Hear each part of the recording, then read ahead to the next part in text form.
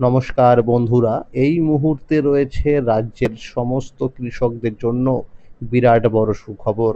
আপনি যদি একজন কৃষক হয়ে থাকেন এবং পশ্চিমবঙ্গ সরকারের কৃষক বন্ধু প্রকল্পের প্রথম কিস্তি অর্থাৎ খরিফ মরশুম টাকার জন্য অপেক্ষা করে রয়েছেন, তাহলে এই মুহূর্তে রয়েছে আপনার জন্য দুর্দান্ত সুসংবাদ। এই কৃষক বন্ধু প্রকল্পের প্রথম কিস্তির টাকা কবে থেকে দেওয়া হবে সেই বিষয়ে সঠিক আপডেট জানানো হয়েছে আজকের এই গুরুত্বপূর্ণ ভিডিওটির মাধ্যমে। কোন কোন জেলায় টাকা আগে দেওয়া হতে পারে, কোন কোন কৃষকরা টাকা আগে পেতে পারে, সমস্ত বিষয় নিয়ে কিন্তু জানানো হয়েছে। তাই বন্ধুরা, ভিডিওটি সম্পূর্ণ দেখার জন্য অনুরোধ রইল। তাহলে বন্ধুরা, এবার দেখে নেওয়া যাক কী বলা হয়েছে আজকের এই রিপোর্টে। কৃষক বন্ধু প্রকল্পের প্রথম কিস্তি খরিফ মরশুম টাকা এপ্রিল মাসের এই দিন থেকে টাকা পাবেন।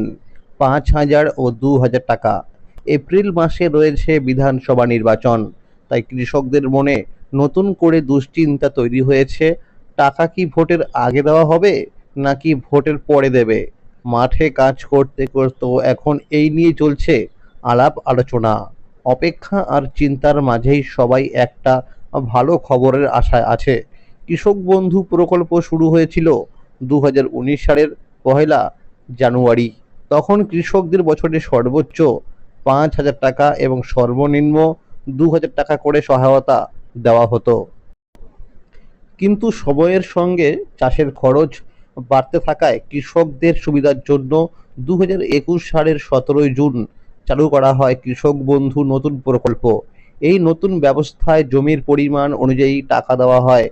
যাদের ১ একর বা তার বেশি জমি আছে তারা বছরে ১০,০০০ টাকা করে পান, আর যাদের জমি ১ একরের কম তারা বছরে পান ৪,০০০ টাকা করে।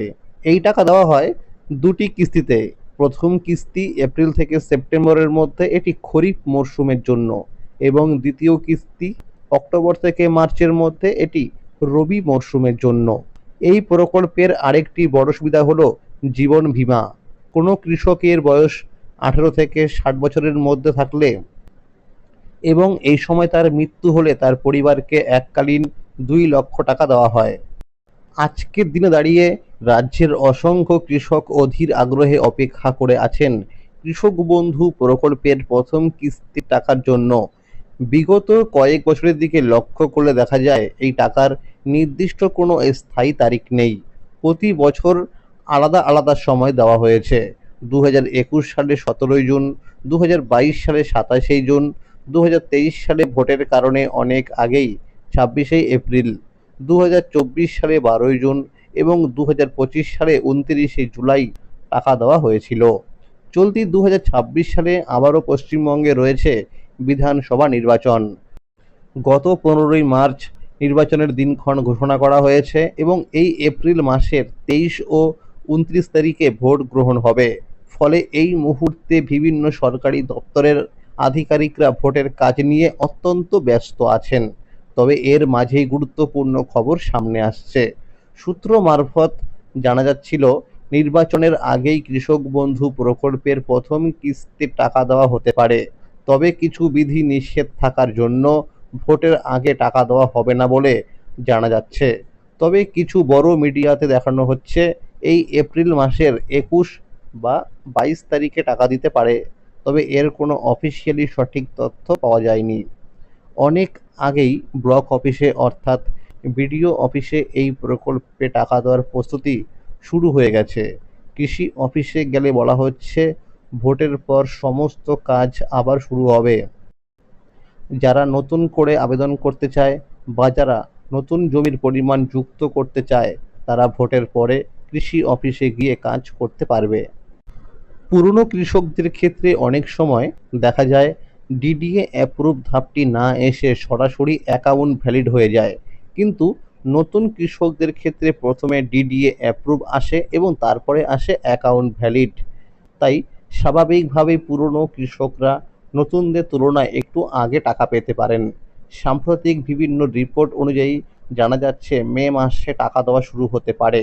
ইতিমধ্যেই অনেক কৃষকের স্ট্যাটাসের ঘরে এডিএ আপলোডেড চলে এসেছে বলে জানা যাচ্ছে। সমীক্ষা অনুযায়ী জানা গেছে রাজ্যের বেশ কিছু জেলায় আগে টাকা দেওয়া হতে পারে। এর মধ্যে রয়েছে নদিয়া, মালদা, কোচবিহার, হাওড়া, পূর্ব ও পশ্চিম মেদিনীপুর, বাঁকুড়া, বীরভূম, পুরুলিয়া, উত্তর ও দক্ষিণ দিনাজপুর, উত্তর ও দক্ষিণ চব্বিশ পরগনা, হুগলি এবং পূর্ব ও পশ্চিম বর্ধমান সহ আরও কয়েকটি জেলা। এছাড়াও যেসব কৃষক নতুন করে জমি কিনেছেন এবং কৃষি অফিসে গিয়ে জমির পরিমাণ বাড়ানোর জন্য আবেদন করেছিলেন, তাদের জন্য রয়েছে সুখবর। যদি এখন স্ট্যাটাসের ঘরে নতুন জমির পরিমাণ আপডেট হয়ে থাকে, তাহলে সেই অনুযায়ী অতিরিক্ত টাকাও পাওয়া যাবে। তবে কিছু গুরুত্বপূর্ণ বিষয় খেয়াল রাখা জরুরি। যেসব কৃষকের স্ট্যাটাসের ঘরে আধার নম্বর দেখাচ্ছে না, তাদের অবশ্যই দ্রুত কৃষি অফিসে গিয়ে আধার লিঙ্কের কাজ করতে হবে। পাশাপাশি ব্যাংক অ্যাকাউন্টে কেওয়াইসি আপডেট থাকা অত্যন্ত প্রয়োজন। আগের রবি মরশুম অর্থাৎ দ্বিতীয় কিস্তি টাকা দেওয়ার সময় দেখা গিয়েছিল শুধুমাত্র কেওয়াইসি আপডেট না থাকার কারণে অনেক কৃষক টাকা পায়নি। তাই বন্ধুরা, হাতে কিন্তু আর বেশি সময় নেই। তাই অবশ্যই ব্যাংকে গিয়ে চেক করে দেখে নেবেন যে আপনার ব্যাংকের অ্যাকাউন্ট নাম্বারের সঙ্গে কেওয়াইসি আপডেট রয়েছে কিনা। যদি না থাকে, তাহলে অতি সত্বর কেওয়াইসি আপডেট করে নেবেন। তাহলে বন্ধুরা, আজকের এই ছিল কৃষক বন্ধু প্রকল্পের আপডেট। এইরকম আরও নতুন নতুন আপডেট সবার আগে পেতে হলে চ্যানেলটিকে অবশ্যই মনে করে সাবস্ক্রাইব করে রাখুন এবং সকলের কাছে শেয়ার করে দিন, যাতে সবাই এই আপডেটগুলো আপনার মতোই সবার আগে পেয়ে যায়। আর যদি ভিডিওটি ভালো লেগে থাকে, অবশ্যই একটি লাইক করে দেবেন। ধন্যবাদ।